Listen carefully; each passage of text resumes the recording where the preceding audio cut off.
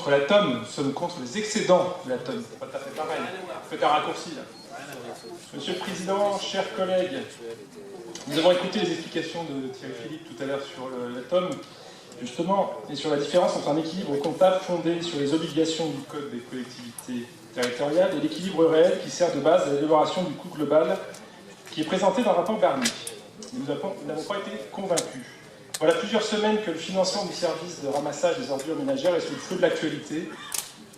Et ce rapport annuel nous donne l'occasion, une fois de plus, de vous interpeller sur la taxe d'enlèvement des ordures ménagères, la fameuse TOM. Je dis une fois de plus car nous sommes intervenus la première fois sur le sujet de la TOM en 2009.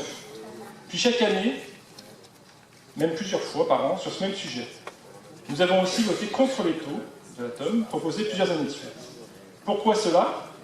Car la métropole est dans l'illégalité depuis plusieurs années. Quand on disait cela, et jusqu'à récemment, vous ou votre prédécesseur nous avez ri au nez. Fort de votre pouvoir, face au juge administratif, vous avez dit « même pas peur ».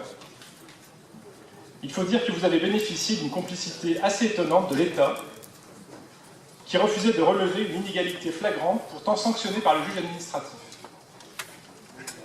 Il a fallu qu'une association de contribuables se lance dans une bataille judiciaire et obtienne, excusez du peu, l'annulation des délibérations du taux de TOM depuis 2011, et surtout que le tribunal administratif refuse pour la première année la substitution d'un taux ancien pour que la métropole daigne se pencher sur ce dossier. Tout cela pour que finalement on commence à mesurer dans les médias lyonnais une certaine prise de conscience collective. La prise de conscience à 260 millions d'euros cumulés. Et encore, comme c'est l'État qui est chargé de rembourser les contribuables et pas la métropole, vous poursuivez votre entêtement à revoir globalement le financement du service. État ou métropole, nous vous rappelons que c'est toujours le contribuable qui paie, ce sont nos habitants qui sont ponctionnés par l'impôt ou la taxe. À ce niveau d'entêtement, ce n'est plus une erreur d'appréciation, c'est une faute de gestion. Mais Monsieur le Président, même dans le monde merveilleux de la métropole, il arrive parfois que l'interprétation du droit soit la même entre Paris et Lyon. Comme c'est rare, il faut le souligner.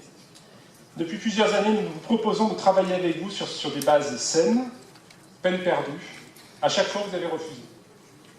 Aujourd'hui, la justice accuse la métropole d'être dans l'illégalité sur ses votes de taxes. Cette irresponsabilité ne vous honore pas. Pire, elle pose le discrédit sur notre collectivité. Pour que l'on puisse revenir à une situation légale et unitaire de notre Conseil, nous vous proposons de confier au groupe de travail déchets l'étude du financement du service, de donner à ce groupe les informations fiables et les vrais chiffres de l'ensemble des coûts et des recettes, de permettre une réflexion libre qui puisse envisager l'impact d'un budget annexe, la mise en place d'une redevance et toute autre opportunité, de préparer une programmation annuelle des investissements à venir afin de mettre des chiffres réels sur les dépenses à venir, justement. Êtes-vous donc prêt, Monsieur le Président, à assurer une totale transparence sur le sujet? Pour paraphraser Victor Hugo, il ne faut jamais désespérer des hommes, toujours leur laisser une seconde chance. Là, vous en êtes à votre 7e. Il faudrait faire en sorte de ne pas abuser. Merci.